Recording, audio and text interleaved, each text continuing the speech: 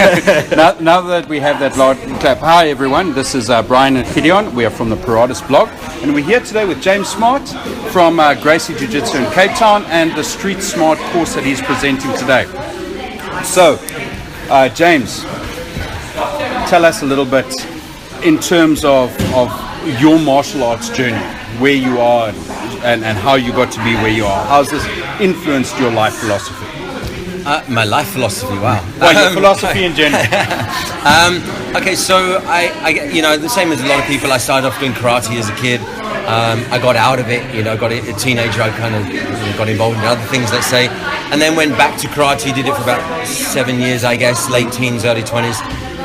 Then someone showed me Japanese Jiu-Jitsu, and I was like, wow, I thought karate was good. And then I started Japanese Jiu-Jitsu, and that seemed to be like the solution to me, a great answer for self-defense.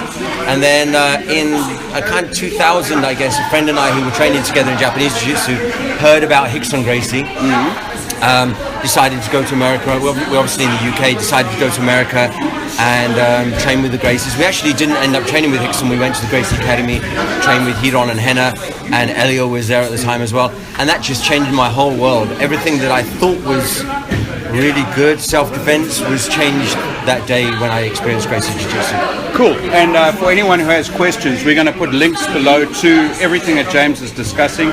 We're also going to put links below to the Streetsmart Academy, to Gracie Jiu-Jitsu, and Gracie Jiu-Jitsu here in South Africa, so everyone will know some more. Because there's some awesomely cool resources available on the YouTube and in other paid forums such as Gracie University, which is another awesomely cool resource. Amazing. Yeah. So I'm going to let Gideon get on with the next question because I kind of stole his one a little bit. No, it's fine. So James, would you mind telling us about your martial arts, specifically the methodologies that you have gravitated towards and that you believe in, and how that fits in with your unified concept of teaching that you're currently doing? Yeah, sure. And it's interesting that you say you use the word believe in, and I was having a conversation last night about, when I say to my instructors, I say to them, what do we teach? And the answer a lot of the time is, well, we teach Gracie Jiu-Jitsu. And I say to them, well, actually, we don't teach Gracie Jiu-Jitsu. We teach self-defense. And we believe that Gracie Jiu-Jitsu is the best vehicle to teach self-defense. So, that's kind of where the philosophy comes from. The philosophies of Gracie Jiu-Jitsu, essentially, without digging too deep, is survive long enough to be able to win the fight, using leverage and not strength, being patient, being able to control your opponent, and manipulate the fight, manipulate where the fight is going to, because humans are very predictable in the way they do things. So by being able to take the fight to the ground, we level the playing field, but also where the philosophies, interestingly, if you take a horizontal fight and a vertical fight, they're not that much different.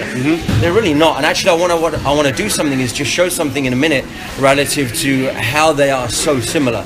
But what I did is I said, okay, well, if the philosophies of Jiu-Jitsu work on the ground, then there's no... And Jiu-Jitsu, for me, I'm a firm believer that the best solution for an ego-driven environment, I spill your beer, you get annoyed with me, we end up in a punch punch situation. Jiu-Jitsu 100%. It's the best solution for that ego-driven environment. But then I kind of went, well, in a criminal-driven environment, is it the best solution? Is landing on the ground a good idea? Well, universally, we tend to say no. Now, if you do land on the ground, you better know Jiu-Jitsu, okay? But even in a multiple attack situation, you better know Jiu-Jitsu. But it's better to not land on the ground. It's better, especially, we live in South Africa, it's better to be able to make it an unfair fight in our advantage, get to weapons, make space, multiple attacker situations. So I started looking at, well, how can I apply the concepts of combatives? And I've been very fortunate over the years to train under some really good guys. I've trained with Kelly McCann, we've both trained with Kelly McCann. I've trained with and we'll post that link as well to the Combatives Brand. And great website and great training system online as well. I've trained with Lee Morrison, I've trained with Craig Douglas quite a few times, so I've been very fortunate to train. Sorry, just for context, again, James, I'm sorry for interrupting. No, good. So Craig Douglas is more commonly known as South Knock. He's really well known for developing things like the clinch pick, as well as a really good system for fighting in very, very confined spaces. His ECQC course is sensational. He's really carrying the yellow jersey of the Combatives world right now in the seminars, for sure. So I kind of took those Combatives, and actually I've also been training for a long time now for a guy who's an instructor under Dan Martin as well in the UK. So I took the Combatives concepts that I learned from that, and I took the principles of jiu-jitsu and started saying, well, how can I solve those violent criminal situations, combining those two things together? And that's kind of where Streetsmart came from. Cool. Well, you kind of answered my next question Oh, as well. sorry. You know what? It's not a problem at all. Well, we're not that linear. No. Fortunately. Well, you're definitely binary. I don't know so much. And we can branch, right? So Yes, we can, because branching is a learned But do skill. you want to steal my question now? Then we No. make in sequence. Okay, I'll steal your question. Yeah. Right. And this is kind of a cool one, because you touched on this a little bit now, and I guess you kind of answered some components to it, right? But here I am. I'm going to study jiu-jitsu because I believe in the concepts that you just told me. But now my fight doesn't go to the ground. My fight's going to stay upward, whether it be ego-driven, that effect predator, or whether it be resource-driven. How are the concepts, not necessarily the techniques of jiu-jitsu, going to help me in that stand-up engagement? Okay, so let's look at the concept of being able to survive the fight or not lose the fight, and by not losing you end up being able to win. Okay, if you have a good and actually recently I spent some time with Ronnie King. Ronnie King calls it a tight economical structure. Yeah.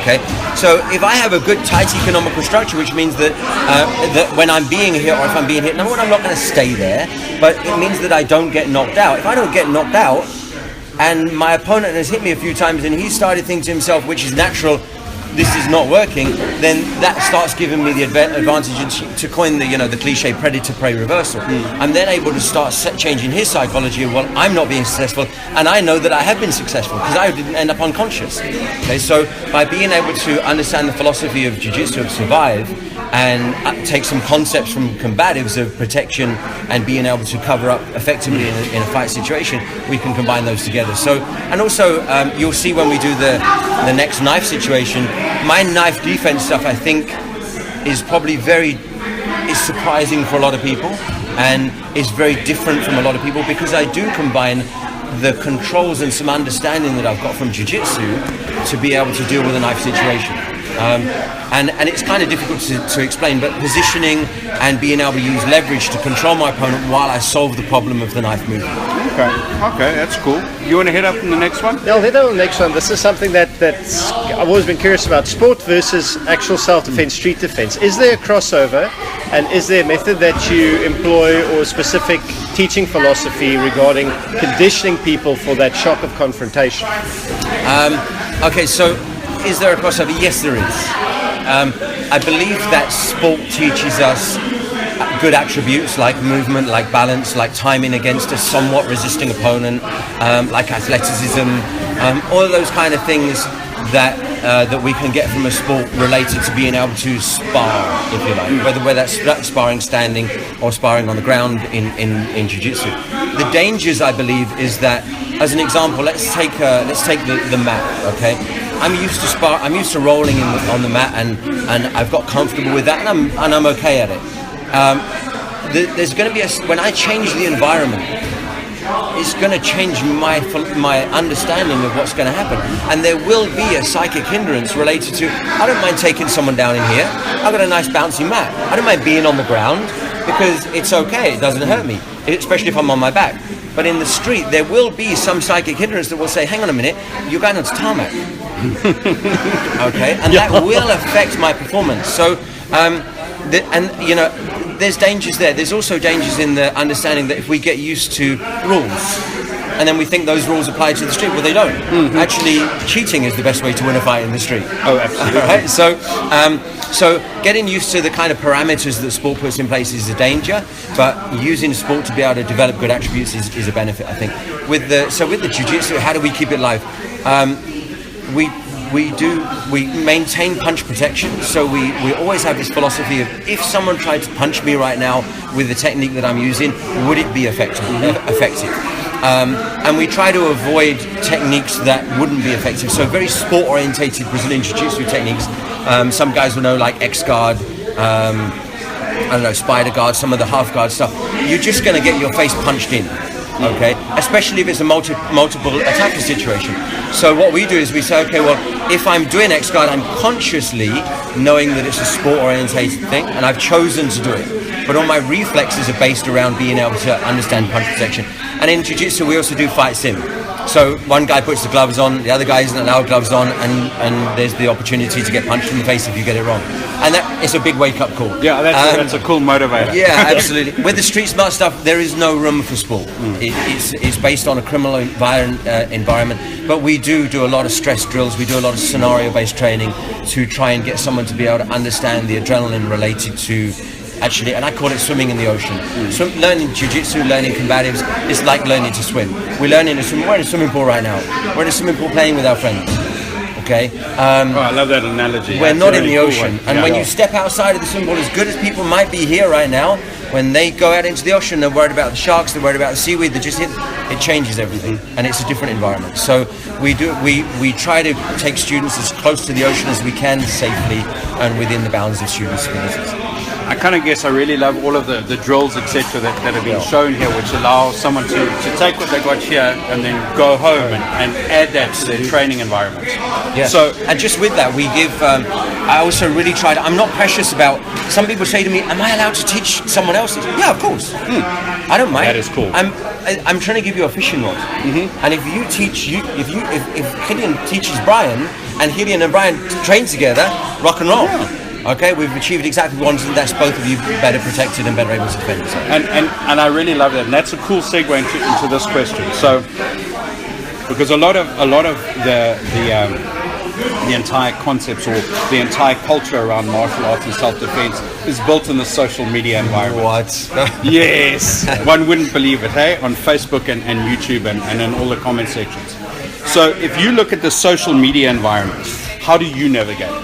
What is your rule? Because, listen, you're a really well-respected instructor and trainer in this, and I'm sure a large part of that is because of what you teach and the value, but there's got to be more. So how do you manage that?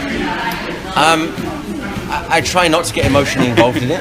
Okay, so if someone wants, I'm happy to throw stuff out there. I'm happy to say, hey, offer suggestions or suggest solutions to things, make recommendations, whatever. But if someone says you're wrong, well, okay. I don't like necessarily being disrespected quite that much, but it's okay. I'm not personally offended by that. And I'm also not personally boosted by someone saying, well, this is amazing, this is the best thing I've ever done. It's okay. There's instructors that are far better than me out there. So I'm not emotionally connected to what someone thinks of me. Okay. So you're actually taking the fundamentals of jiu-jitsu and applying them to your own way of dealing with social media. There is that as well. Yeah, absolutely. that's cool.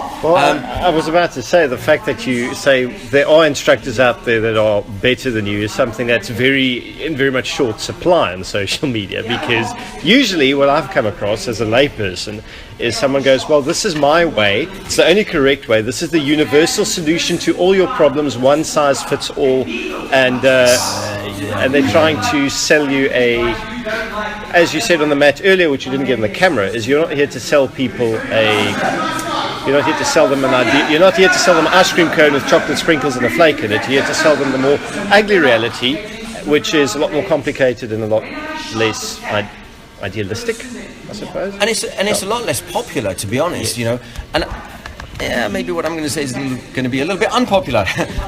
Which is fine. The blog is sometimes unpopular. Yeah, there you go.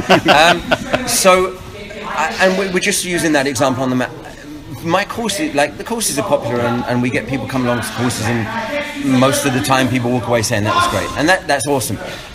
Could we have courses full of 50, 60 people? Yeah, we could. By feeding people what they think they want, not what they actually want, or what they actually need. Okay? And what we, as human beings, what we want is a solution that is palatable for us, that is that answers our approach to the idea of being able to solve problems. We want to believe that we want to be in a winning situation. We want to win that fight. Well, winning, and we were just saying this, right, on the map, winning the fight is about you being at home with your family, enjoying a cup of coffee or brandy or whatever it is. Whiskey. There we go. Single malt. Winning the fight isn't being able to stand there as a champion. If you want to do that, do MMA or do boxing or do jiu-jitsu. Do Brazilian jiu-jitsu. Winning the fight in a street situation is about surviving. Okay, so what I offer is a suggestion. And if someone likes the suggestion, if someone likes the solution, then it fits their paradigm and their context, great, I'm happy with that. But if someone turns around to me and says, I've got a better way of doing this, then that's okay too. I'm all right with that. That's no problem at all. Well, you just mentioned that earlier, that you've recently adapted your training regime with new information because you found a better way of doing things than you previously were aware of. So, living proof, actually. Yeah, absolutely. I'm always searching for, if I can provide a better, let's call it a product, if I can provide a better product to my students, it's my responsibility to do that. And if and I test stuff. I was saying to the guys earlier, we do this technique to protect our head called defend. And I didn't deliberately test it, but I was refereeing an MMA fight a few years ago, and I had these like 210 kilos Congolese guys beating the life out of each other, and I had to stop the fight, and one of them went, and I saw this punch coming, and I fended, and he hit me, and I was like, that was great. I'm conscious. It would be embarrassing to be in the ring unconscious. So yeah, I test stuff. We really pressure test stuff. So before I introduce it to the syllabus, I get together with the instructors, we try it out, we try and break it, we try and make sure we find ways that it doesn't work. We really acid test it, and then we go, okay, we'll bring it into the syllabus. But then it might be that down the road I go, actually I was wrong. And I don't mind saying I was wrong. And if it ensures my students have a better solution, then I'm happy to be wrong. It's okay. So I know Gideon really wants to ask the last question. It's a really special one that he put in there. Okay, but I'm gonna hit you up. What's the last question? You'll hear that just one now. Oh no, I do remember it now. Yeah. Okay, I got it. So here's my thing. You travel a lot. You teach a lot overseas as well. You teach a lot in Africa. You do awesome work with the anti-poaching stuff. Something that's really close to my heart. You and I have chatted about that before. Now, people are really interested in how to maintain their proficiency, at least those people who care enough about it to realize that you got to train continuously. What does the average James Smart training day look like? After the coffee. And coffee is always there. I run quite a lot. I don't run long distances. And I was saying to the students this morning that as part of your self-protection universe, fitness has to be a part of that. Okay, no one is. It's a Lee Morrison saying, but no one has ever finished a fight and said, I was too fit for that. Okay. Or I had too much ammo. Or I had too much ammo, right? Yeah, absolutely. That could be the thumbnail quote, actually. There we go. Yeah, there we go. So fitness has to be a part of it. Now, I don't run long. A fight isn't a long distance event. So I run like 15, 20 minutes max, really. I use a lot of bodyweight exercises. I've used TRX for years and years, the suspension training system, because I believe that the core is very important in a fighting situation as well. If you've got a strong core, you're much better able to use the rest of your mechanics. So I run and do TRX. Obviously, because I'm teaching so much, I'm involved every day with training. And I say to a lot of students, I have an advantage that I'm here doing it every day. So an average training day could be running, could be doing TRX. It could be then doing some gun defenses, some gun retention, some hitting, whatever. And then it might finish up in the evening with some jiu-jitsu, right? I might come and teach in the evening, or I actually just might lay on the floor, moaning, I'm too old for this. It just kind of depends where we are in the week and how much the students drive me. I really encourage students to drive me to perform as an instructor. So sometimes in a course I'll work really hard because the students are pushing for more information and more drilling and more. So it's kind of cool that you feed off the energy from teaching as well as from training as well. So I'll let the last question over to you. So the last question, this is possibly the most important one of the terrible day. question. Would you rather go 4 rounds with Mike Tyson in his prime, or would you rather adjudicate the Glock versus CZ online debate? All right, so I thought about this carefully, and I decided that if I stepped into a ring with Mike Tyson to go 4 rounds with him in his prime, the first 30 seconds would be me terrified, and then I would be unconscious, probably for the rest of the 4 rounds. And that, in my opinion, that would be better than the lifetime spent trying to conclude or drive some resolution to the Glock and CZ. That is a super fucking answer. So you heard it first here on Paratus, right? We'd rather get hit in the face, or at least James would, by Mike Tyson. No, I didn't say that. Actually, I would rather get hit in the face by Mike Tyson than have to choose between a CZ or a block. That's the more diplomatic answer. So James, thank you very much. It's been awesome here. No, we do it up first. We do it up first. And is there anything else you want to say? We do this. Well, you see, that's far too coordinated for likes of me, right? Thank you. Awesome. And Thank I you will very much. see you at class. Excellent. Yeah, come along. Always welcome. Absolutely. And if there's one thing that I can say to everyone out, and everyone who's going to post below in the comment section or whatever it is, before you comment, come on down here. James is really close to those of us in Cape Town. He's down here in Parklands. Again, the link will be in all of the comment section. But give a class a try, and then come and criticize all you want. But it's really fundamental to how you or anyone else can look after themselves. Cool. Awesome. Thanks. Thank you. So he's going to beat me up a little bit because Kidion's too scared to be the side of the camera. Right. So James, go for it. So we were just talking about the positional, horizontal and vertical and what differences there are. So I just sort of came up with this way of being able to explain to students that actually the ground and standing is pretty much the same. So if we look here and we say, right, we're facing each other, our hips are more or less the same height. So from a fight point of view, we're more or less 50-50. Do we agree? Okay.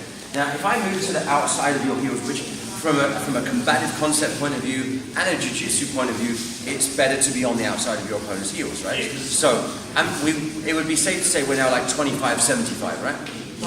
Okay. And then if I go around here, hips still at the same height, it's now pretty much me, and more me, right? It's 100% me. Okay. So that's hips at the same height. Now, if we then say, well, if we're 50-50 right now, but if my hips go below Brian's, okay, you now have the advantage. So now we've gone, let's say, I have the advantage. Yeah, okay. Right, because gravity's on your side. Okay. Okay. So from the point of view of me being able to defend myself effectively and you being able to hit me, huge advantage. Right? Makes sense. Okay. So when my hips go lower than yours, you have the advantage. If my hips are higher than yours, I have the advantage. Makes sense. All right. Now we're going to take that to the ground. So if I'm on the ground and you're in the mountain, in theory, we're 50-50. However, your hips are higher towards my shoulders than my hips. Therefore, you have the advantage. Right? Makes sense. Now, go into my guard piece. 50-50, but my hips, relative to my shoulders, are higher than your hips. You have the advantage. I have the advantage. Okay? I agree.